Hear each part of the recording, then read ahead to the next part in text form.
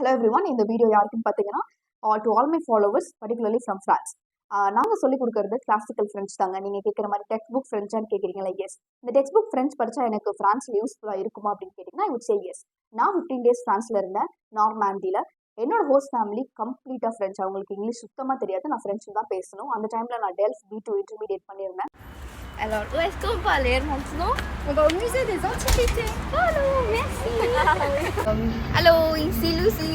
Bonjour, comment allez-vous? Bienvenue à Rouen. Oh, merci. Mon premier cours ici avec vous.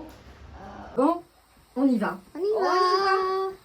இப்போ நான் அவங்க கிட்ட என்னால் பேசவும் அவங்க பேசுறதை புரிஞ்சுக்கவும் நான் என்ன பேசுறேங்கிறது அவங்களுக்கும் புரிஞ்சுக்க முடிஞ்சுது. இப்போ ஃபார் எக்ஸாம்பிள் நீங்கள் வந்து தமிழ் எங்கிருந்தாவது நீங்கள் கற்றுக்குறீங்க அப்படின்னா உங்களுக்கு அந்த ஒரு டீச்சராக இருந்தால் அவங்க கண்டிப்பாக செந்தமிழில் சொல்லி தருவாங்க. ஏங்களா, இப்போ நான் பேசுறது கொலோக்கியல் வே ஆஃப் தமிழ். அது நீங்கள் செந்தமிழாக தான் கற்றுக்குவீங்க.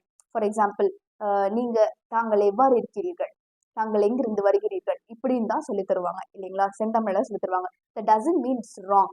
ஓகேங்களா? அது கிளாசிக்கல் வே, அது செந்தமிழ். நாங்கள் பேசுறது கொலோக்கியல் வே. கொலோக்கியல் வேல நீங்கள் கற்றுக்கணும் அப்படின்னா அதுக்கு நம்ம தமிழ்நாட்டில் இருந்திருக்கணும், இதை நம்ம தமிழனாக இருக்கணும், இல்லை நேட்டிவ் தமிழ் பீப்புளாக இருக்கணும். So there is a difference.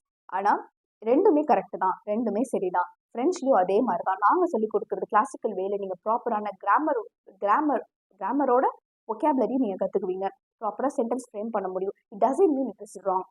Hope I have given your clarity. Thank you.